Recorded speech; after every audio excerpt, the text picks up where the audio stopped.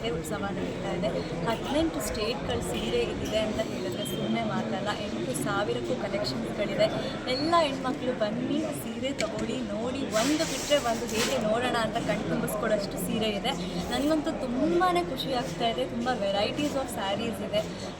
ಒಂದು ಸೀರೆ ಮಾಡೋಕ್ಕೆ 10-15 ದಿನ ಬೇಕಂತೆ. 6 ತಿಂಗಳ ಶ್ರಮ ಇಲ್ಲಿದೆ. ಸೊ ಬನ್ನಿ, ಮೈಸೂರಲ್ಲಿ ನಂಜಪ್ಪ ಬಹದ್ದೂರ್ ಚೌಟ್ರಿಲಿ ಸ್ಯಾರೀಸ್ ಇದೆ.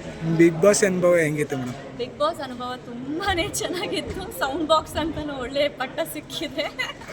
ಸೊ ಅದೆಲ್ಲ ಒಂದು ಎಕ್ಸ್ಪೀರಿಯನ್ಸ್, ಎಲ್ಲರಿಗೂ ಸಿಗಲ್ಲ ಆ ಮನೆಗೆ ಹೋಗೋದು. ನನಗೆ ಖುಷಿ ಆಯಿತು, ನಾನು ಹೇಗಿದ್ನೋ ಆಗಿದ್ದೀನಿ ಅಂತೇಳಿ. ಹಾಗೆ ಇಷ್ಟಪಡ್ತಾ ಇದ್ದಾರೆ ಜನ ಅನ್ನೋದು ನನಗಿಷ್ಟ ಆಯಿತು. ಮತ್ತು ಗಿಲ್ಲಿ ಗೆದ್ದಿದ್ದು ನಿಮ್ಗೆ ಎಷ್ಟು ಖುಷಿಯಾಗಿದೆ ಮೇಡಮ್? ಗಿಲ್ಲಿ ಗೆದ್ದಿದ್ದು ಖುಷಿನೇ ಇದೆ. ಬಡವ್ರ ಮಕ್ಕಳು ಬೆಳಿಬೇಕು ಅನ್ನೋದು ನಿಜಾನೇ. ಚೆನ್ನಾಗಿ ಆಡ್ತಾ ಇದ್ದ ಅವನು ಗೆದ್ದಿದ್ದು ಖುಷಿನೇ ಇದೆ. ನಾವು ಇಂದಿನಿಂದ ಒಂದು ಸೀರೆಗಳ ಹಬ್ಬ ಅಂದರೆ ಒಂದು ಸಿಲ್ಕ್ ಇಂಡಿಯಾ ಎಕ್ಸಿಬಿಷನ್ ನಾವು ಮೈಸೂರಿನ ನಂಜರಾಬ ಉತ್ಸವದಲ್ಲಿ ಅನಾವರಣ ಮಾಡಿದ್ವಿ.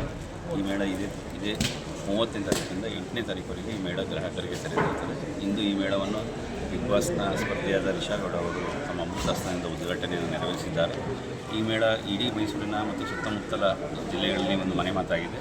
ಈ ಮೇಳದಲ್ಲಿ ಒಟ್ಟು 17 ರಾಜ್ಯದ ಕಾಶ್ಮೀರದಿಂದ ಕನ್ಯಾಕುಮಾರಿವರೆಗಿನ ಒಂದು ಉತ್ಪಾದಕರು ಇಲ್ಲಿ ಬಂದು ತಮ್ಮ ಉತ್ಪನ್ನಗಳನ್ನು ಪ್ರದರ್ಶನ ಮತ್ತು ಮಾರಾಟಕ್ಕೆ ಇಟ್ಟಿದ್ದಾರೆ. ನಾನು ಗ್ರಾಹಕರಲ್ಲಿ ವಿನಂತಿ ಮಾಡೋದೇನಪ್ಪ ಅಂತಂದರೆ, ಬನ್ನಿ, ಈಗ ಹಬ್ಬಗಳಿದೆ ಮತ್ತು ಮದುವೆ ಸಮಾರಂಭಗಳಿದೆ, ಮುಂದೆ ನಡೆಯೋ ಎಲ್ಲದಕ್ಕೂ ಸಹ ಇದು ಒಂದು ಪ್ಲ್ಯಾಟ್ಫಾರ್ಮ್ ಅಂತ ನಾವು ಹೇಳ್ಬೋದು. ಬಂದು ನಮ್ಮ ವ್ಯೂವರ್ಸ್ನ ಪ್ರಾಡಕ್ಟ್ಗಳನ್ನ ನೋಡಿ ಅದನ್ನ ಖರೀದಿ ಮಾಡುವ ಒಂದು ಅವಕಾಶವನ್ನು ನಾವು ಕಲ್ಪಿಸಲಿದೆ.